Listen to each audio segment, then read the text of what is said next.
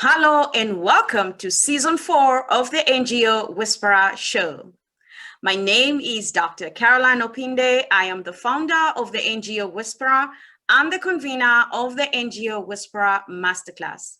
Here at the NGO Whisperer, we provide technical support to nonprofits so they can successfully impact people's lives. Joining us today from Nakuru, Kenya is Nkatha Mugao, the founder of Frolics of Hope Africa. Nkatha, welcome to the show. Thank you so much, Carol, for having me.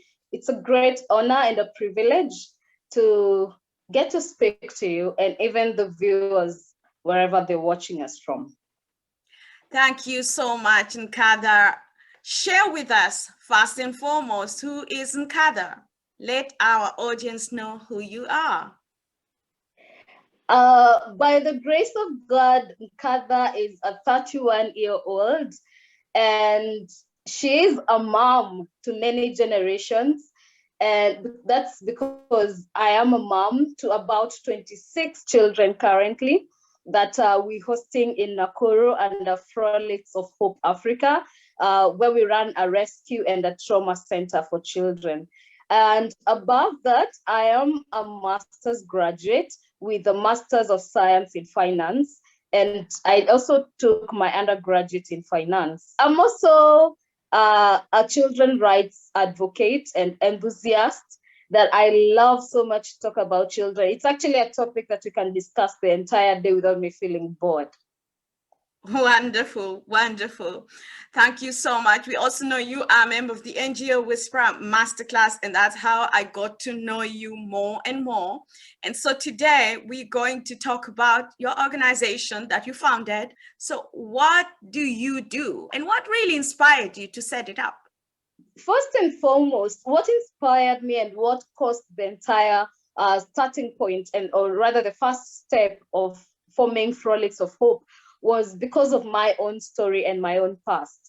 In 2007, I watched my dad get killed. Although my story goes back way long to the time I was about 3 years, when I experienced the first, whatever that I can recall, basically from all that we went through in the hands of my grandmother and my uncles and aunties.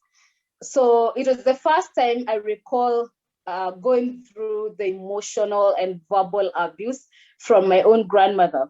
The reason is that she actually just didn't like my mom for the mere fact that she wasn't from her tribe.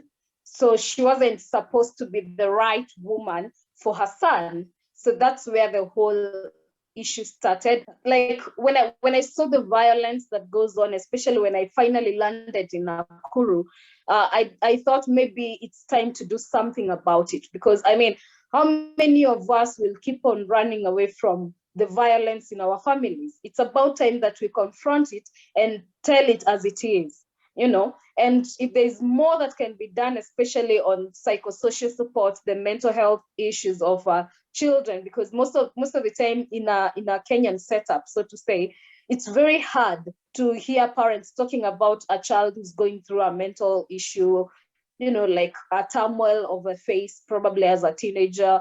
And we all want to sweep it under the rug and act like this holy family, this well set up, this whatnot. It's actually a thing that's rarely talked about. That's why I decided now it's time to bring it out to these communities. In as much as they don't talk about it, in as much as they don't discuss about it, I think it's the right thing to do. And have these parents discuss, you know, children and violence. So that's how Frolics of Hope came about. And our first incidents during the birth of the organization was our rescue to a family of 6 children who were severely malnourished, by the way.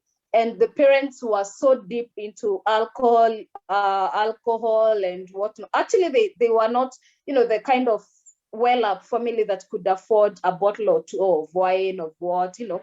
They could actually take changa, you know, and every morning they're drunk, in the afternoon they're drunk, they don't care what the kids eat. So the entire family of 6 children were severely malnourished. So we had to take the children away from this couple. We took them through parental counseling, and like after 3 months, they were given probation. I actually was the one who recommended them for probation. And then later, like after 8 months, they were given back their children. So technically, and today as we speak, the father of that house is actually a pastor in Eldoret. So I mean, if I look at what I did like 3 years ago when I was starting Frolics of Hope, then it's a lot of encouragement that yes, you can transform this community, and like talk to them and tell them what sort of this kind of behavior and violence at home does to children. That's so wonderful, that you are able to take the children, allow the parents to heal. And once they have healed, you actually had them take back their children. So what you're setting up is not really a children's home. It is a center where you rescue children, rehabilitate them, as well as provide parental care, trauma support to the parents and the children themselves, and then take them back. Would you please share with us, is it that you rescue children from all over Kenya, or is it only from Nakuru and its surroundings? Our organization doesn't like border in terms of the counties that we operate in. We actually are allowed to operate anywhere in Kenya, but most of the cases that we've dealt with, they're actually in Nairobi, Kiambu, Nakuru, Uasin Gishu County, Elgeyo Marakwet, Baringo, Tharaka Nithi, and Meru. So those are 8 counties out of the 42 counties we currently have in Kenya, right? Yes. Wonderful, wonderful. So looking at your model, we know that when COVID hit, so many organizations faced difficulties, whether it's implementation because of the social distancing, or sometimes for many of them, it would also be lack of finances because the support from your donors, individual donors, as well as institutional donors has reduced. How has COVID-19 impacted your work, and how are you pivoting? Actually, it has affected us in the entire, like the whole cycle has just, like been affected, because that means that we've got to cut on budgets. That means that we've got to take less children in, because you cannot technically be taking in children that you cannot care for, And one of our principles is that we cannot take in a child if we cannot guarantee this child a better life. So there's no need of me taking up like 70 children if I can only take care of 20, So as of now, our finances are quite limited. And although in as much as the population out there that needs help is quite big, because due to the current lockdown in Nakuru, Nairobi, Kiambu, Kajiado, and Machakos, then you realize that the children are locked in those homes with their abusers. And in as much as we're talking about, because Frolics also deals with cases of human trafficking, that is another line that has gotten us, so many people stuck, and embassies not able to move swiftly as they used to move last year, and 2019. So currently we stuck with around 3 cases right now, and one is not even, one of them is Lebanese. So we technically do not even understand how we're supposed to transport this girl from here to Lebanon. And there's a lot of, lockdown going on and whatnot. And the embassy operations are also kind of, slowed. And there's no way we can say, realistically, initially we could tell you that this child will be here for 3 months, this child will be here for 6 months. But right now we can't tell how long we're gonna be staying with them. That's exactly what I was about to ask you. How long do these children stay at the center? How long do they live there? Sometimes we stay with them even for more than a year, because healing and trauma issues and counseling and therapy, especially for the child and then to the parents, it doesn't take a day to get over all the issues that these people have gone through. And probably the violence, maybe the dad or the mom has been taking these children through. So sometimes we just deal with it as case by case, you know. And sometimes you see the child has like transformed pretty fast, and you have to like take them back home, and the parents accept them, and the cycle now ends there. So we're just left with monitoring and evaluating the family over time. But some of these other cases, you realize the child has healed, like the wounds that she had or he has gone through, they are healed, but the parents are not, you know, like right at the right place to receive this child. So even if you take the child back to the community, then it just takes like a month or two and the child relapses again. And they probably want to commit suicide. They want to run away from the house. They don't want to do anything. They just become unruly. Because at that point, you know, most children do not know how to express their emotional fears. So most of the time they tend to act them out. So that's why you see, I actually have a case of a relapse here. And the girl has been here for like, this is the second year, because she came last year, sometime in February, just before schools were closed down in March. Two questions for you. You mentioned before, and I want us to go back to the Lebanese girl. I am surprised that you actually are working internationally now. I wasn't aware of that. So now that you are helping with cases of trafficking, human trafficking, how are you going through the process of identifying children or finding these children or teenagers who have been trafficked and need support? And then what is the process of rehabilitating them before you send them back to their country, because you're not there? And whoever sent them to Kenya is probably very much aware that they're coming back. So what we basically do is we work hand in hand with the DCI. So we don't like go pick them, you know. So most of the time, probably they're either like the girl was brought here with a promise that she's gonna be transiting to the US for a job, and only for her to end up in some brothel in Nakuru.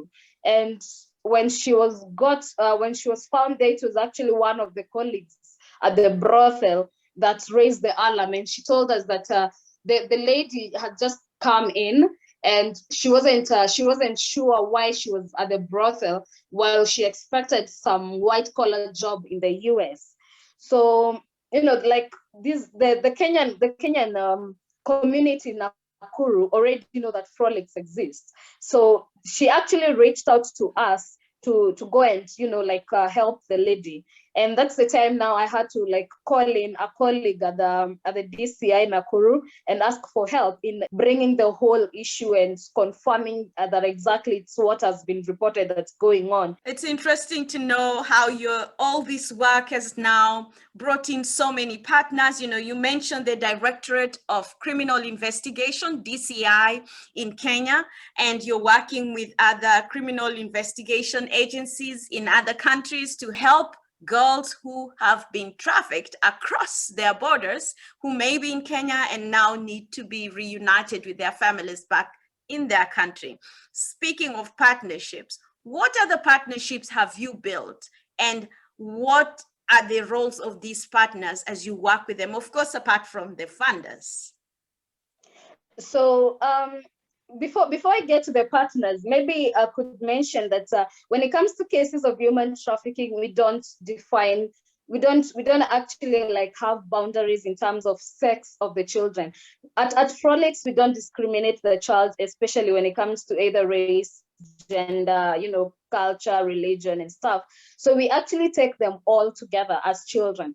And that's why we even have a Tanzanian national who is a boy. I'm sure you've seen the post that the boy that had the club feet, and we were working on ensuring that his feet are corrected just before he gets deported back to Tanzania.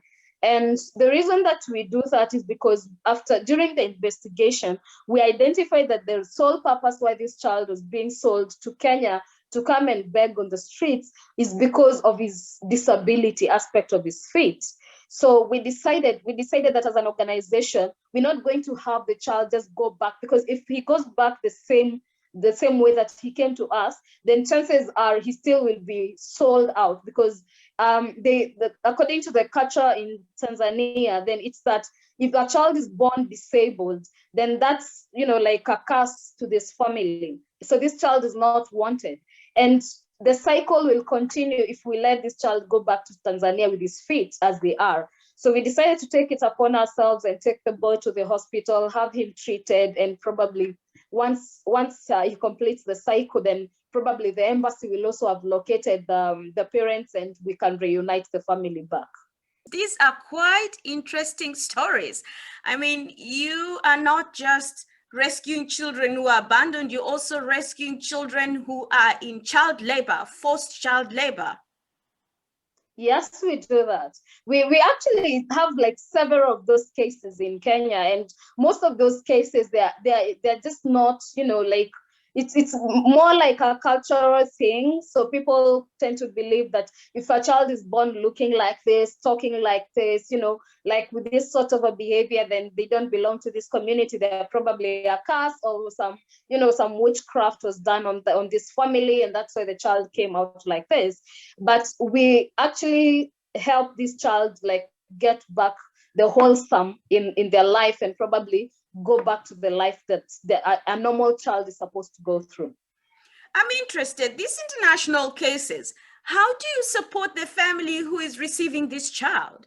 Because they are outside the borders of Kenya. So do you work with other partners outside the country to make sure that the family that is going to receive the young person is prepared to take them back? Yeah, we actually work with the embassies, and we make sure that these parents, before we do the reunification and reintegration of the child, is that these parents are taken through a lot of counseling, and probably they understand what has changed in the life of this child, and that in as much as the child is coming back, he or she may not have forgiven them for maybe selling him out, but they need to work it out on their at a personal level. So we actually ensure that before we do the reintegration, the embassies they actually help us a lot in ensuring that these children are that the parents and the guardians are just educated on some of these issues. And on the 12th of April, 2021 was such an exciting day, because on that day, Frolics of Hope Africa won 1/8 of an acre of land in Nakuru through a bidding process by Lesedi Developers Limited. And you now are the owner of 1/8 of an acre of land to build a rescue center of your dream. Share with us, what was the bidding process like, and how did it go? Well, the process was actually a tough one, and because the qualification was just, you have a very needy situation that requires land, or maybe, just that a very needy case that would be grateful to receive a piece of land from Lesedi. And actually, so it was one of my friends on social media, Facebook, that tagged me to the original post, because initially I didn't even know who Lesedi were. So and she was like, Nkatha, come, let's nominate our children, let's nominate our cubs, and let's see if we can get a piece of land for them. Actually, it was very exciting to get the nomination, because actually, last year, the month of October was a very depressing one. I actually tell people, like, if I never went crazy in October last year, I'll never go crazy. Because you can imagine, I had just gotten a letter of invite from NCPB, the National Cereals Produce Board, and they had asked me to go and get like 5 bags of maize and some bags of beans to help feed the children at the center. At the time, there were about 43 of them because the space was quite big. It was the place we had built was sitting in a quarter an acre. So this lady in October, the lady who had given us the quarter piece of land, died in October. So the daughter now takes over because she's the only child that this lady had. And she takes over the running of the whole family land and whatnot. So this time she decides that she's gonna kick out the children from the rescue center. It was actually in Subukia, still in Nakuru, but the other side of town. So she doesn't give me a call. She doesn't, like give us a notice. She doesn't, like bother informing even the village elder about it. And she just goes like, I'm not as stupid as my mother. So you just leave this place. If I give you people this land, what is it gonna help me with? So she kicked out the children around 4 or 5 p.m. in the evening. So myself, I'm not in Nakuru. I'm already in Nairobi, ready to collect the maize and the beans that was being donated to us. And I only get a call from the village elder and he's wondering what's going on. So I'm like, what's going on? The children have been kicked out. They don't even know where to sleep. It's late in the night. They are all of them 43. We're not talking about 1 or 2 children here. We're talking about 43 lives here. So and he just quickly like thought that before we can come fix it, he's gonna help me fix it. So he called several of the homesteads that were around the rescue center that had seen the kind of work that we do. And the ladies, they're actually quite elderly because most of them, they're widows. They agreed to help in terms of taking in 1 or 2 children. So they were all of them distributed around the community there. And they stayed there for like the whole of October, November, and December as we try to figure out where we can probably rent a place, where we can maybe get, some help in terms of land and a house where we can house them and continue the programs. And yeah, so January of this year, we managed to get the current place where we're at. And we're renting this place for 25,000 Kenya shillings. It was very interesting that we got the nomination for Lesedi. And I was super, super, super excited because this would mean that we start our journey of owning our own place, So we don't forever pay rent here.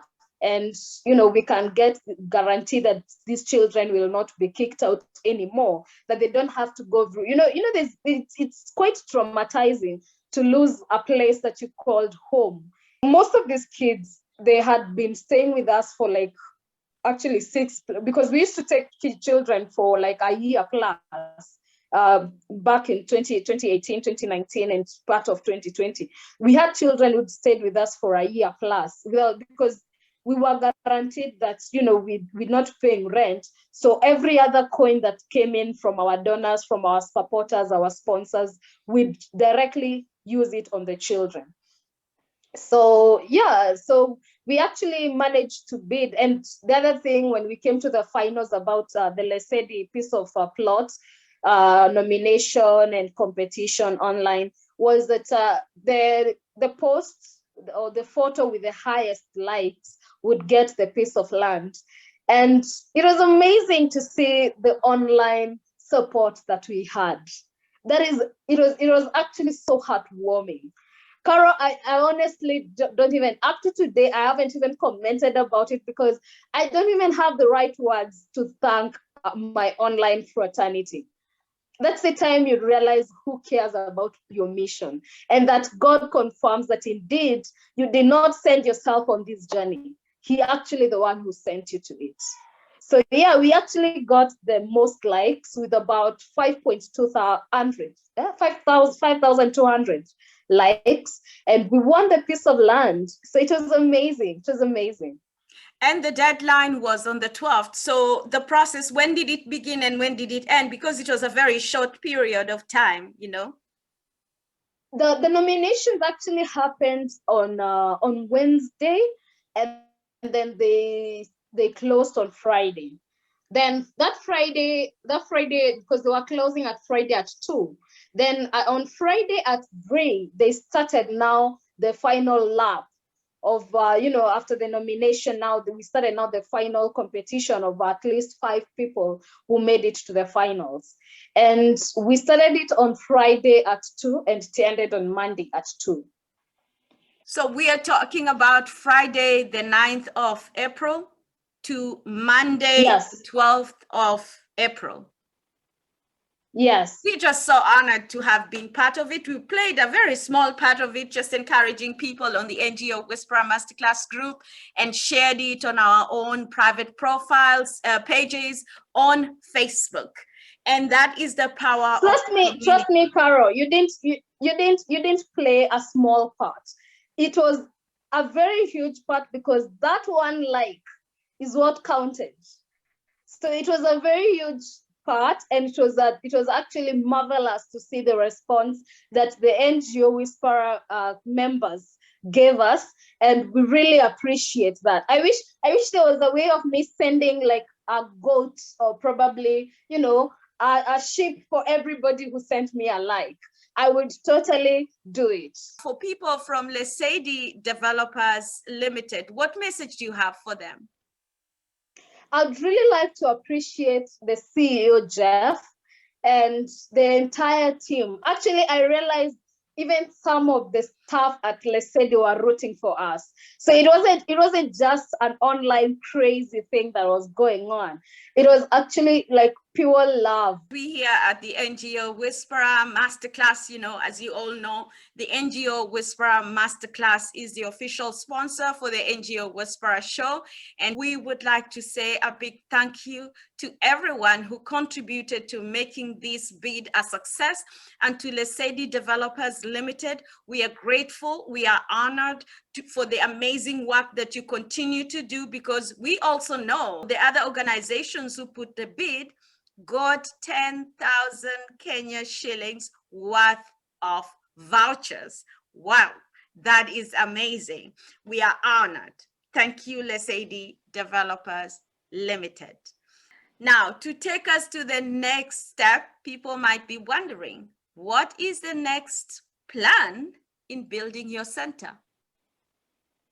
So the next plan, we've actually already fenced the piece of land, and I'll be taking the girls and the boys on Monday to go see the place. In the next couple of months, we'll be able to put up a good fundraiser where we're hoping to raise at least 5 million Kenya shillings. That will be critical in having us put up a shelter, our own shelter, and probably, God willing, by the end of the year, let me say that, we can be able to move into the new location. That will be super, super, super, super exciting for all of us here. Thank you so much. We are so honored, and I cannot wait to visit Nakuru when I come to Kenya. And we invite anyone who is wanting to go there and volunteer in planting vegetables to support the center to contact you. Where can people get in touch with you? You can actually contact us on Facebook at Frolics of Hope Africa, or even my personal profile at Nkatha Mugao. That's on Facebook, on Twitter, on Instagram, on WhatsApp, everything, And you can also find us on our website, www.frolicsafrica.org. We are so honored to have you today at the NGO Whisperer show. What message do you have for governments, for good citizens, for civil society organizations with respect to supporting rescue centers and vulnerable children? Number one, I want to applaud the Kenyan government for recognizing the rescue missions and the rescue centers as part of the critical service that's required 24 hours. Because at the moment during this lockdown, they've actually allowed us to traverse from one county to the next in case we need to do a rescue. So we just don't have any curfew limits on our job. It means a lot when you get this information, because most of the information that comes to us as an organization comes from the community. So one time it's either reported by we call them nyumba kumi, like the village elder at the village level. And then it's reported either by the chief. Before it gets to the chief, it's that lady at the village who people probably think, she talks too much and probably she does whatnot. So we want to really, really be grateful to the community for the immeasurable support that they've been giving us. And the other thing I'd want to say is that currently there's a lot of teamwork between shelters. So it has really been of help, especially in terms of response to these cases, because if I'm in Nakuru and there's a case in Nakuru that was reported to say to another rescue center, then this other rescue center calls and says, hey, you're closer in Nakuru, just rush and see if we can salvage a life somewhere. And I run and do that. So we've actually reduced the amount of time that's spent on the road trying to go do a rescue, So it's actually been very, very good. There's a lot of progress that's coming up. Although one thing that I would want to appeal to the community is they don't have to go silent on a case just because someone feels that maybe they have a lot of money to influence the system. They don't have to go silent because this child that was probably being raped or is being raped is not their child. They don't have to go silent because the child that was stolen is not their child. They don't have to go silent because this lady who came with a child did not even show any signs of pregnancy and they don't know where the child is coming from and what's not. They can report all these cases and action will be taken. If they need to remain anonymous, we actually offer those services. So they don't have to be scared that maybe Frolics of Hope is going to mention me and probably my life will be in danger. The life of my children will also be in danger. We actually offer those anonymous calls and anonymous tips services. So they can always channel their concerns to us and we'll act on them immediately. What number should they call? If they're to report to the national grid, they always have to call 1116. That's 1116.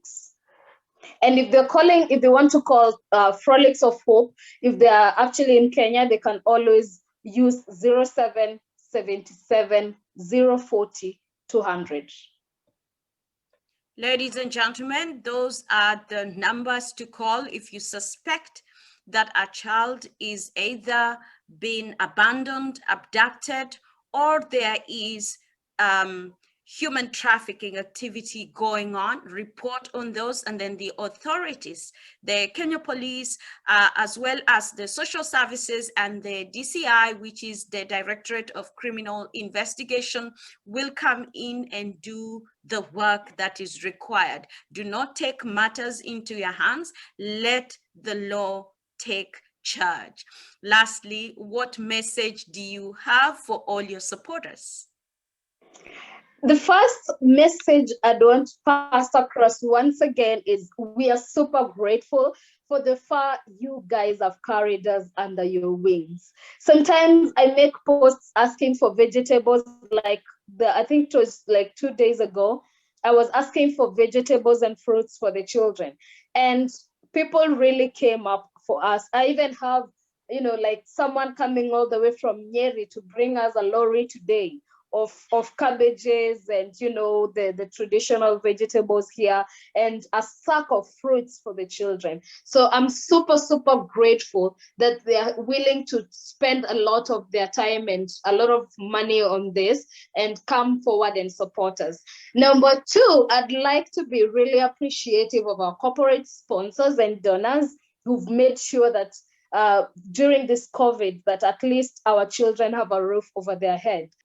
Thank you so much, Nkatha, for joining us today on the NGO Whisperer Show. Thank you so much for having me. It's a real honor and a privilege.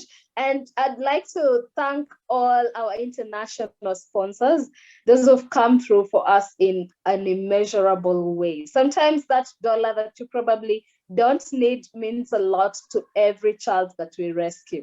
So thank you so much for having me and for making sure that I get to interact with our international sponsors as well. Thank you so much for joining us today on the NGO Whisperer Show. As we come to the end of this show, we invite you to subscribe to our YouTube channel and follow us on social media, as well as follow Frolics of Hope Africa and Nkatha Mugao on social media to get to know more about them and support their work. We invite you to join us at the NGO Whisperer Masterclass, the official sponsors of the NGO Whisperer show. You can join us in our next masterclass at ngowhisperer.com/masterclass. Until then, it's all about connecting people, raising funds, and impacting lives globally.